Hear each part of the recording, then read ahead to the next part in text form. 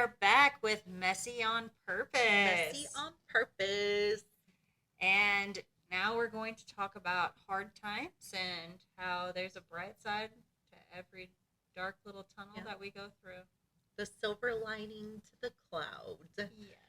even when it doesn't seem like it in the moment. So, we were just kind of discussing, as anybody who has been alive for a significant amount of time, we've all gone through hardships in life, and it's not always easy to judge the book by its cover, and you look at people and you think they have everything together and that they haven't gone through hard times. I've been very vocal about going through divorce and being a single mom, but something that I shared with Felicia is that when I was growing up, we went through a period of time where we were homeless. Um, it just, the way the universe worked out at that point in time, my parents were managers of an apartment building. My dad was the maintenance supervisor, my mom was the apartment manager, and we had an apartment with their salary. And right around the time my mom got diagnosed with autoimmune diseases, my dad was lifting a fridge and messed up his back. Neither one of them were able to work. We got evicted out of the apartment. They lost their jobs. We didn't have a huge bank account to fall back on. And we ended up living in our car.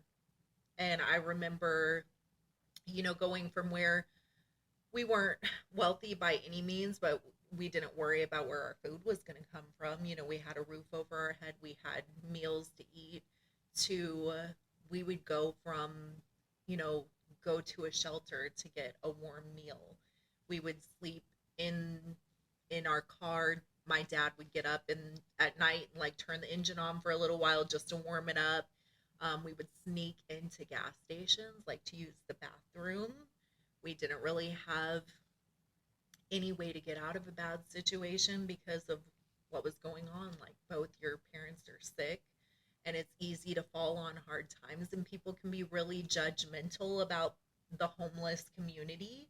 And I can tell Were you, you still going to school like when no, this was happening, or no, did you stop going to no. school? I mean, how do you go to school when you're living in a vehicle? Yeah, So that's why I was I ended wondering. up getting my GED. I started working when I was 14 to help my family, me and my brother both. And I ended up getting my GED. I didn't finish high school. Um, but I see a lot of judgment towards homeless population, and I can speak from experience and say that it's not always like something had happened quickly and change your entire world. And that was a very hard time in mine and my family's life. It also made me the person that I am today, which is I will bust my big old behind and work myself into the ground, um, because I don't ever want to be in a position like that again. Um, I think that it taught me a lot of things I couldn't even begin to expound on in this short podcast that we have, but that being one of the hardest times in my life definitely molded me into the person that I become now. How did you get out of that situation? My dad was able to get disability. He was in the military, so he got VA benefits, and then he got Social Security. And we basically would go wherever we could to find work.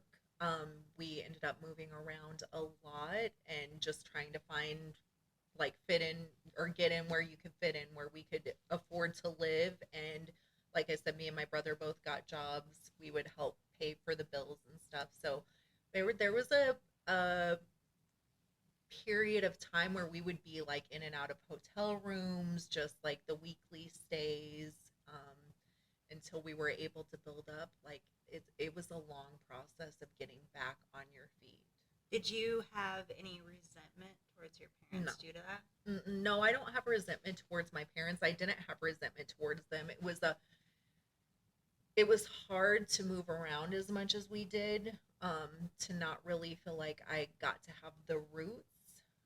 that other people got to have, and to have responsibility put on me at an early age. But you see the things that your parents are doing as well, and the way that they're trying to get out of it. You're, seeing your grown parents crying and see the burden that they have. Like, it's hard to have resentment towards them. It's more of like, we're working together to try to get out of this situation. And were your parents pretty honest with what was going on and like explained it to you? Because the reason I asked is like things like that as a kid, like my parents weren't honest. They didn't tell us what was going on or anything like that. Not that I can relate to the homeless thing, but like you didn't know if things were bad. You didn't know what was going on ever. So yeah, I mean, they had to be. When it was like, we have to move out and we're going to be, doing what we can, we would go to food banks and get, whatever groceries we could get. We slept in tents, we slept in the car. It was like, you have to be kind of open in that situation because there's not really hiding anything. But it was definitely a growth experience. Sounds like it. And like there's a silver lining, right? Like like we just said, like there's always darkness, but there's a light at the end of the tunnel, and you had growth through that. Like you learned how to be responsible at a young age. You understood how to understand other people's situations, because you have to understand your parents in order not to have that resentment, right? Because if you don't understand, you're like, I don't understand why they're putting us in this situation. I don't understand anything. You're going to have that resentment because you don't understand what's going on. And like, you're like, why would you do this? But because your parents were so open with you, at least you had that full honesty and you were able to process what was going on and then navigate to be better. I think it develops your compassion towards other people that are going through hard situations. It definitely taught me to appreciate the things that I have in my life as opposed to taking them for granted, because I did learn at a younger age that things can be taken away from you very quickly. And not because of the preconceived notions that go along with homeless. A lot of times is there was drugs or alcohol involved. My parents did not use drugs and alcohol. It was nothing to do with that. It was a financial, where like a lot of families, you don't have a nest egg. So you have two people that both lose their job at the same time. And that is also where you're living. What would a lot of people do? I mean, it was a really bad situation, but it's taught me, like I said, to appreciate the things that I have, to work hard for the things that I have, to not expect handouts from anybody. I try to work as hard as I can to take care of myself and my children, not expecting anybody else to do it for me. Stay in control of your life. That's what it taught you. It did. And that's awesome. And I mean, now you're a business owner. You take care of, you take care of 4 kids now. Although you have 5. You took care of 5. They're dwindling down. They're growing up on me. 5 at once is a lot of kids to take care of, especially as like a single mom. And I mean, you've had your ups and downs with single and married, and like there's a lot of navigating when you have a 2-income household to a 1 Going income. down to 1 income, yes. And a lot of people, I think a lot of people can relate to that, especially like a lot of single parents out there that maybe never even been married, you know? And so I think there's a lot of growth in there, and there's a lot of ways to look at it, and I think you look at it a really good way. Well, I mean, it teaches you to appreciate Hamburger Helper and your goulash meals, and like you learn how to make $1 stretch. Should we do a whole episode on poverty meals? Oh my gosh, yes. I can give you recipes. Oh my god. Yeah. No, I don't want to read that. Look, goulash was hitting sometimes. I'm not gonna lie. I hated goulash because my mom put bell peppers in it, and I hate bell peppers. So. My mom put everything that was in the cabinet. It'd be like spaghetti, green beans, corn, like everything you can imagine in that goulash. I'll pass. I still don't really eat pasta. That's like all we ate that, and then like the poverty foods. Like it was always pasta, and then ramen noodles, spaghetti, quite often hot dogs, macaroni and cheese, ramen peanut noodles. butter. Yep. peanut butter sandwiches. Yeah, all those. Do you remember like those like cheap like quarter packets of meat? Like the deli meat? Oh yeah, where it was for just the like sandwiches. the small like, package of it. Yeah. Yep. Oh yeah. That was part of poverty. Yeah. Make you a little ketchup and ham sandwich. Oh, gross. I hate ham and ketchup. The combination is winning. But yeah, that was a lot of people don't know that about me. The ones that I have shared that with, it's not an expectation that people have. I just like, I say that to say, you look at somebody, especially we just did the podcast on social media, and you're, you know, kind of projecting this image that you want people to have of you. And we're not really, you're not getting the full picture. You're not getting 100%. We're not talking about the hardship. Well, most of us are not talking about the hardships in our life. And we all do go through hard situations. So for you to share. Yeah, so like, kind of, when I look at that, so I don't post anything negative. Yeah. I mean, I post my little videos of talking about stuff, but like I never post like personal financial troubles or you know, like when we did Turo, that was horrible. Like that was absolutely horrible. But I'm not gonna post about it. I'm not gonna tell you all these bad negative things or like moving is exhausting. It's a big deal, you know. Like when I lived in Denver, I really didn't have friends. Like we hung out with like Justin's buddies who had like wives and stuff, but like I wouldn't say I really had a friend, like someone to go hang out with or anything like that, you know, like, and those are like emotionally draining things, but I don't post about that. Or like if it came close with bills, I'm not going to post about that. Right. And then I have people who, which about, I would say like 70% of us are going through currently. Yeah. The way the economy is, like everyone's stretched thin. Like I make more money personally, just my wages, more than I've ever made. And it goes, it's less. No different. Yeah. It's almost even less than what it was a few years ago. And so like times are hard, but I'm not going to post about it. And then you have people like family or friends even, but like I'm from the Midwest and everyone wants you to go home, but I've literally never had anyone come visit me.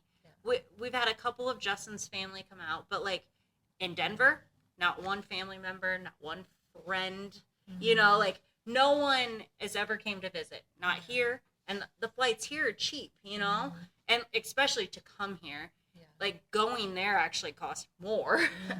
And nobody's ever came to visit. Every time we go, we're spending, you know, minimum $3,000. And that's being cheap. That's staying with somebody, borrowing a car, you know, and we're still spending at least $3,000 to do that. And then to be treated like I need to drop everything when I'm there and do everything around them. And if I don't, I'm a horrible person. Or if I don't come out for the holidays, I'm a horrible person. It's just like constant negativity. And like, they don't even take into consideration like anything in my life. So they'll be like, well, we have stuff going on, so we can't meet at this time. And like, I get that. And that's fine. If it doesn't work, it doesn't work. And that's how I look at it. And then they treat me like, oh, well, this doesn't work for us and you need to make this work. And like, I can't. And like, I have stuff going on. Last time we went back, I just started a new job. We went back because family members are unhealthy and we wanted to go back and see everybody. And I think it was somebody's, it might have been his like grandpa's birthday. I can't remember the exact reason, but there was a couple of reasons, right? And we go back and I have family members telling me that I put Justin's family first and basically that I'm a horrible person and blah, blah, blah. And I'm just like, oh, I'm not supposed to have a life? You can't make them all happy. Right. And then I'm sitting there, I just started this job. So I'm trying to work, visit family at the same time. So like I'm trying to work 40 hours in this trip and please everyone at the same time. And how is that like fair to me? While and you're then, accommodating them. And I think the reason that they think that is because they look at my social media and they're like, oh, she has a perfect life. She's got this, she's got that. No, I just don't post the bad stuff. How do you know? Like I might have had $2,000 to my name at that time. And that was going to pay my rent Yeah. And then everything else goes on a credit card. You have no Yeah. idea what is going on. You have absolutely no idea. Yeah. And like, I go out of my way to do things for people that don't even really care. They just judge you. Yeah. And when you're sitting in a hard time and you're dealing with that, and then you're dealing with the negativity of other people because they see this whole other image, because they don't really know you, they don't ask about you, they don't say, hey, how's things going, or what's new with you, or what are you doing for work now, or anything. I haven't been asked any of those questions. Like, even if I go back, like, I don't get asked any of those questions. I get to hear about their lives. They openly tell me about their lives, but not once does anybody ever ask me, like, what I'm doing. How are you doing? Yeah, no, never. So, like, how do you even know what I'm doing or how I'm doing? Because they just make judgments based off what they see strictly from social media. Yes. And don't talk to me. I couldn't tell you the last time I actually was on the phone with, like, oh, well, sorry, my sister Jamie, I talked to her, but, like, everyone else, like, I couldn't tell you the last time I was even on the phone talking to them. I couldn't tell you. That's sad. Yeah. And it's just, there's nothing else I can do. So now I'm just kind of being the ultra bitch. And I just don't care anymore. And when you're going through hard times and you have people treating you like that, like, it hurts. It hurts. But, like, a little differently than most people, I'm not going to wallow in it. I'm not. Yeah. I'm going to cut you off.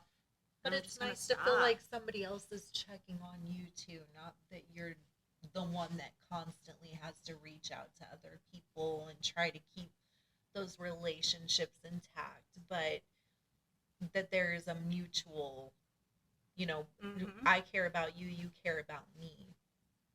Being, blood related isn't the only relationship that there is. And I think that a lot of times we create family from people that are in our lives that show care for us and show compassion towards us and actually do, give a crap what we're going through. How are you doing? Are you okay? Instead of just because we're family and, I like something on your social media every once in a while, that doesn't sustain a relationship. No. And it's a two-way street in any relationship. And, whether it's the person you're with every day, or if it's your friend, or if it's your family member, whether there's distance and no distance, it requires two-way street. And I'm no longer going to be on a one-way highway. Yeah. Like, it's just, I'll just not. You want reciprocated energy. Yeah. And I'm doing that with friends too. I know we're kind of like getting on a different topic here, but like with friends too, like if you're not willing to put an effort, and I think I told you this not too long ago, I'm not willing to do it either. Yeah.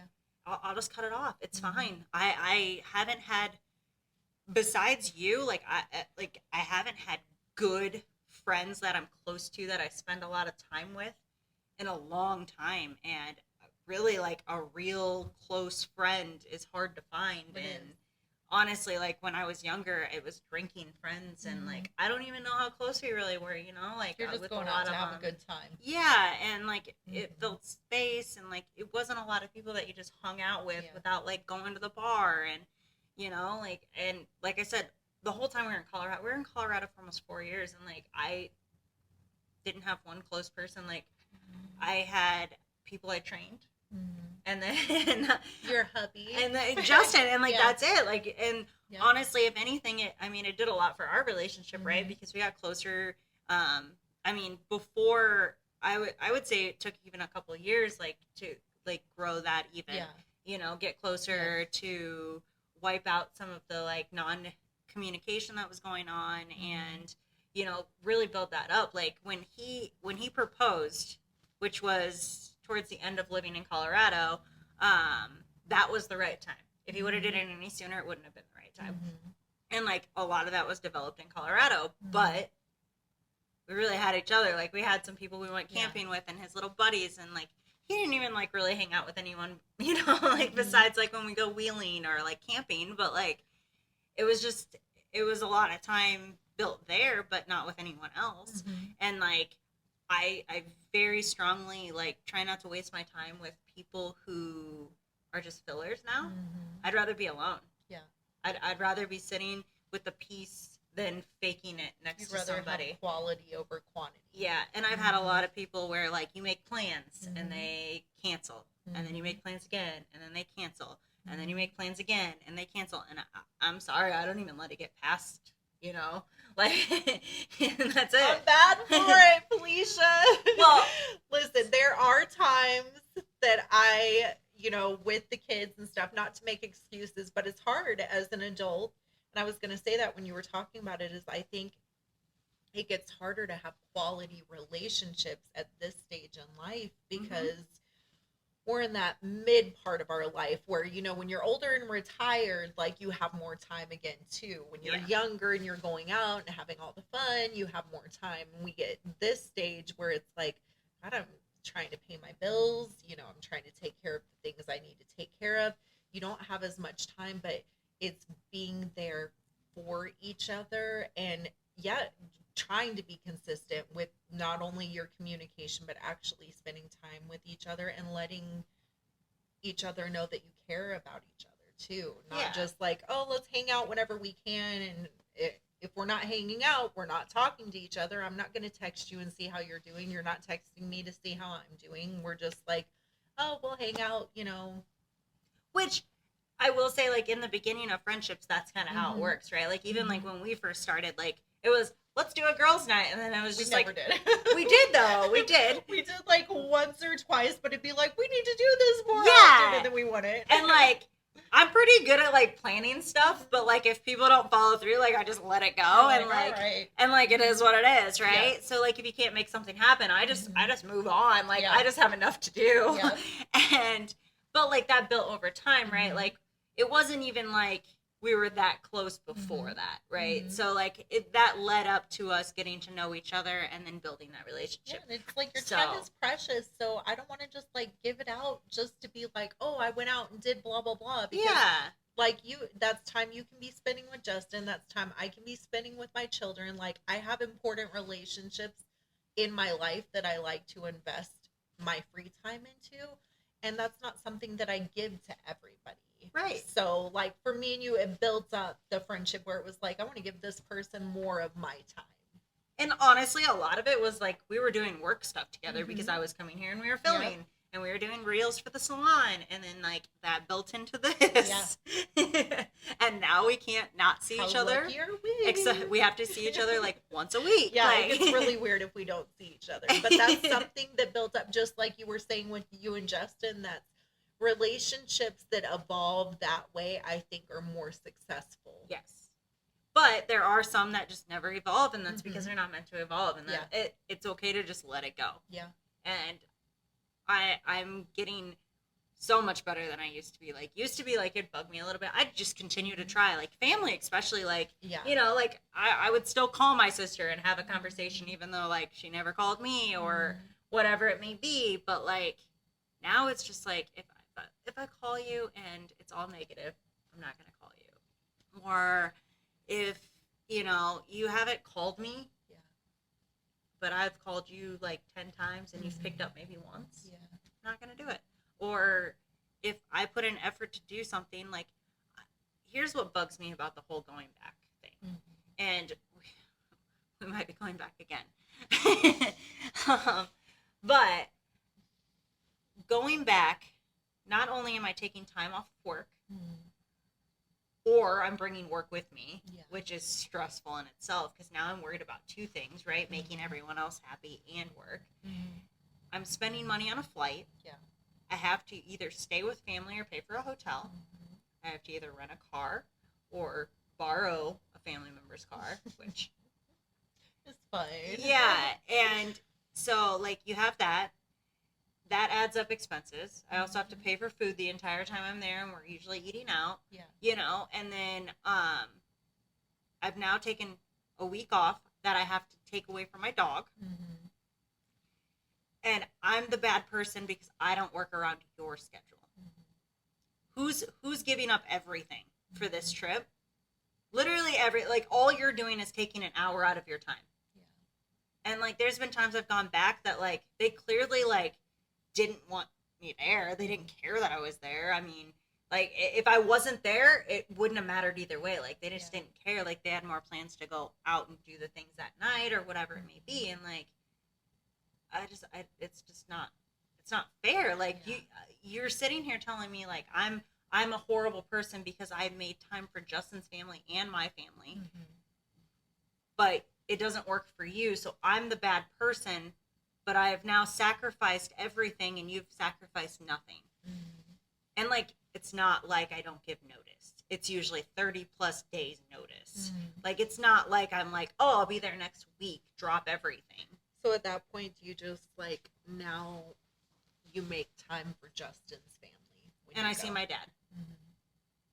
And if anybody shows up there, they show up there. That's where I'm at. Like I'm sorry, I can't. I don't think you have to apologize for that. I think it's really important to be able to set boundaries in your life, and if there are people that are draining your energy to be around them, or you're giving them way more energy than they're giving you, setting a boundary is a healthy thing. You don't have to apologize for it. And it's just I don't have time on the energy. But I mean, between this podcast or social media and then working full time and doing other things on top of that, like Monster and stuff for Justin's broker, and like I literally pack my schedule, and then like to be treated like that, I'm just like, it's just not worth it anymore. It's just not. And it's not like I have a close relationship to like try to hold on to it, you know what I mean? Like if anything, I know half of them hate me. You know, like it's serious though. Like I know they do. Like I know one for sure hates me, and it's fine. It's fine. You don't have to like me. Nobody has to like me. I don't care if you do. So now do you just change your mindset to when you're going home for your dad and Justin's family? Yep. And they are just, it doesn't matter if they want to make time or if they get mad at you for spending time with Justin's family, that I'm here for Justin's family and for my dad. There's not even like communication anymore now. I haven't went back since deciding this, but last time decided it. Yeah. So like last time we went back, it was just like they kept trying to like, so we went back to help. So not only was everybody getting sick and like there was stuff like that with that, and all, I mean most of that was on his side, but now my dad's having issues and like so, but his grandma, her husband just passed away, right? Literally, he died. And we went there to help her because she's on her own in northern Wisconsin, the middle of freaking nowhere, like almost Canada. And, you know, we're going back to help her. There's this big old mess. They got scammed by these people in Florida for years. So there's a big mess, right? And we're going there to help her. That's ultimately why we went, right? Iowa and Wisconsin are not that close. They're a drive away, right? So we could have just went to Wisconsin, but we didn't. We made it work to where we took a week. We had time for both. And we honestly didn't even have enough time to completely help her. We ended up bringing her back with us to try to help get things done and give her a break from being there by herself and all that stuff. And so like, not only did I go there for a specific reason, then you try to make me feel like crap because I went there for that specific reason. You know? Like, it doesn't make any sense. And then, so basically they were like, we have to do Wednesday, which was Valentine's Day, by the way. And Justin wanted to go to Chicago, like on the way up to Wisconsin. So we were going to drive Wednesday. Yeah. So I was like, no, Justin has plans to take me to dinner, and like we're gonna do a little Valentine's thing. I think that's pretty fair. Well, apparently I'm selfish because I chose to do that instead of seeing my family. So yeah, I'm just a crappy person because I chose to do one thing for me on a stressful week, and so yeah, that's basically how that ended. And I seen my dad and my sister Jamie, and that was it. Those are the important people to see, though. Yeah, the people that actually want to see me. Like the year before, I talked to my sister Jamie. Like, you know, like I see my dad too, but like we had like a little get together at my sister Stephanie's house, and nobody even wanted to talk to us. Like half of them were drunk. Like it was a mess, and Jamie was the only one that like actually talked to me, and like I felt like she wanted me there. You know what I mean? But like everyone else was just like, oh, you're here. Oh, cool, I guess. It's hard with the family stuff because you feel innately a sense of obligation to keep the family ties intact, but just because you're born to the same parents or you're born into the same family does not mean you're people that are going to get along with each other. Like, I think that's a common thing, is that there are a lot of families that have splits, or these family members don't talk to these family members, or you are around each other, but you know this person hates this person and there's tension and stuff. I think that's pretty common in most families. And I just don't have the time or energy to give. I don't care if we're blood related. I'm pretty blessed, especially because going back to the beginning of this, some of the hardships that I went through with my immediate family, my parents, my brother and sister, I love them. That bond will never be broken. But I have cousins, aunts, uncles, whatever. I don't care if we have some of the same blood running in our family. I will never give my time and attention to you because you don't deserve it. Like, you don't deserve my time and energy. There are family members that I will never speak their name again because there was toxic things in our family. And just because we are blood related does not mean you are my family. And I will never speak to you again. Some of them technically aren't even blood related. Technically, they're stepsisters. I've never used that before. But one of them decided to tell me that I was a crappy person because I didn't go back for my niece's graduation. So that was cool. I was supposed to spend $3,000 to go back for her graduation, you know, buy a gift and do all of that just for graduation. Like, I offered. The best part was I get this text, right? A couple months before it, I offered. I already told them I wouldn't be back for this because we were just back in March. Yeah. I think, no, it had to have been February because it was Valentine's Day. But anyway, we were there for February. Why would I go back in May when it's so expensive to go back? Yeah. And we went back for two totally different reasons, right? I'm not going back for just a graduation. We went back because somebody needed help. Yeah. And so I texted my niece. I was like, we're not going to make it back for your graduation. I was like, if you want for your graduation gift, I will fly you out here for a vacation. You can come out and check out Vegas. You know, I can take you and show you things, take you go get food, whatever, you know. And she said no because she starts school in the fall. So that to me was, okay, I don't want to spend time with you. You did your part. Right? Like, you have a whole summer. Yeah. You don't have one weekend that you could come out here. No, you just told me you didn't want to spend time with me, which is fine, which is absolutely okay. I don't take any of that to heart. Yeah. You know, like, if you don't want to spend time with me, that's fine. I don't want to waste your time or my time. You extended the olive branch, and it wasn't received. Yeah, and so don't be guilted into, like, oh, you didn't come here for this. Like, you did what you could. Yeah, and so to get a nasty text like I did was pretty messed up. And at this point, like, I'm pretty sure I blocked her. Like, I'm just done. Yeah. Like, no, it's not even worth it anymore. You don't have to allow negativity into your life, no matter what the relation is. Nope.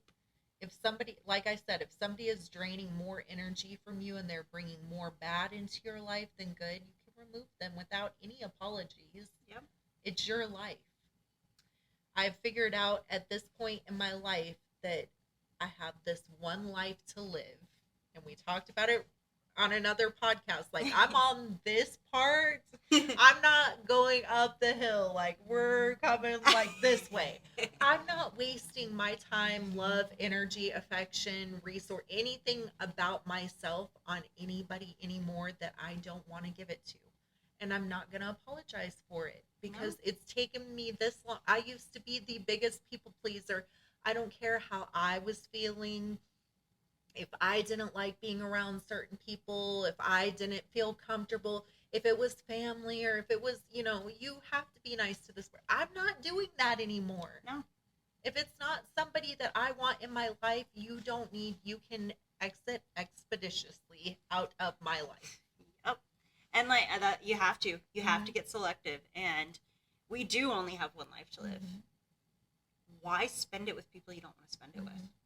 Even if they're family, they're blood related, whatever it may be. Friends that you've had that you've outgrown, whatever the case is, like going back to the topic of this, hardships in life, sometimes we have to get ourselves out of the hardships in our life that we're allowing to remain in our life. Yeah, and that goes for people too. There's some people that are here for a temporary amount of time, and it's okay when that ends. You have to release them and keep it moving. And then there's people that you'll have until you die. And you need to know who those people are, and you need to also get rid of the relationships that are toxic to you, because those weigh on you and they affect everything you do. Don't even get me started on toxic relationships. That'll be a whole nother podcast because we could talk about that for a long time. Well, and it's like, it goes to like, whether you're married to somebody, dating somebody, those people are brought into your life usually for a reason, right? You're with them for a temporary time or you're with them forever. And some of them have a temporary place, and it's okay to learn some lessons. And like, it's okay to have somebody there for a temporary time, and it's okay to let them go. And yes, just because they're familiar or it's hard, if you have like all of these emotional or health issues due to the person that's you're surrounded with, let them go. It takes a lot of strength to recognize that you have to remove certain people from your life, because comfort and familiarity are a lot easier, and it's easier to put up with the like, oh, we all know that cousin so-and-so is like that. Well, no, like I'm sorry, we may all know that cousin so-and-so is like that, but I don't have to have that cousin in my life anymore. Nope. So to have the strength to be able to stand up for yourself and be like, this person was in my life for this period of time and they don't serve a purpose in my life anymore except to bring negativity into my life, it takes strength to be able to remove those people from your life. Yep. And if you do have somebody in your life and it's hard to figure that out and hard to navigate through that, I do think that therapy is a good thing. Again, it's not something that works for me, but it's something that's worked for you. Absolutely. And I think like if you need somebody to like talk to take the right action, find somebody to talk to. Yeah, because it's not always as black and white as this person needs to be out of my life. Like, if there are emotions involved or there's history between you and the person, or they are, your mom, your dad, your sister, your brother, and you feel guilt about removing them from your life, sometimes it takes a little while to, have that person not be a part of your life anymore. But I'm telling you, one of the best things I've done for myself in my adult life is remove some toxic people from my life. Just gotta let go. And there's family members, friends, I'm not gonna say any specifics, but like I it took me a long time to figure it out. It took me a long time, and like I put a lot of people before myself that didn't deserve to be put before myself. And there were times that like when you distance yourself from somebody, that it's hard to have the conversations, like the simple, like they send you a happy Thanksgiving, love you, and you're just like, oh my God, or a happy birthday, and you're just like, it's like when you haven't totally passed by it, it's this gut feeling punch. It makes you sick inside. Where you're like, oh, and then you feel obligated because to respond. Yes. And like there are some that like took me years to get past that, and it took a lot of self-development. And now when I get those messages, I can respond and I don't feel anything. And that took a lot of time. That takes time. And some people can't do it on their own, and that's okay too. You can talk to someone can help you through it, help you take that action. But please, the best thing you can do for yourself is let go. Let go of the people that don't serve you. Let go of the things that don't serve you. If it's a job, get rid of it, find another one. It's okay for change. I know change is difficult, it's scary. Maybe going at it alone sometimes is scary, but it's so worth it. So worth it. And hard times really do shape you. Like every single thing I ever look back on, there's things from childhood, there's things from when I was a young adult. Like I look at them and I'm like, that was a very traumatizing, like it was so traumatizing. Like to this day it's traumatizing, but I can see what I've learned from it, how I grew from it, and how I've never put myself in that situation again. And I can also take responsibility for being put in that situation. Here I have one of my cheesy quotes that she wanted on Yes! our last podcast. But I would always tell myself this is, a diamond is formed from coal being put under pressure. We are refined by the difficult things that we go through in life, not by the easy times, not by the good times. Like those are the icing on the cake of this life. But the difficult moments that we go through, the challenges, those are what make us as strong and refined as we are as people. That's what shapes who we are, not the easy times. I like your little corny quote. Good job. I tried to get her on the spot. I tried to get her on the spot, but that didn't work. Apparently, I just had to talk. It's stuff like that makes you feel good. Like a diamond, one of the most, valuable things that's created from a lump of coal that's placed under pressure. Like that is formed from adversity. So there you go. Yeah, it's worth it. Every little thing you can find a bright side. Maybe not in the moment. Might take a couple years to find the bright side. It might take 5. But I can tell you right now, I can look back on every situation, whether it was a year ago, whether it was 20 years ago. Like I can look back and I can say, 1, I was responsible for what happened to me, and 2, there's a bright side in everything, and how I learned something from this. Yeah. There you go. What do you guys think? If anybody has a hard time, that you went through, you've learned something, you want to talk about and tell your story, please let us know. I would love to have you on, especially if you're in Vegas, and let's chat about it, because share your stories. We all go through it, and everyone learns from other people's experiences too, and to know we're not alone in our adversity and trials that we go through. Yeah, and we're here to, tell you all about ours. Get a little emotional sometimes. But it's raw, it's real. It's us. We're messy on purpose. We're messy on purpose.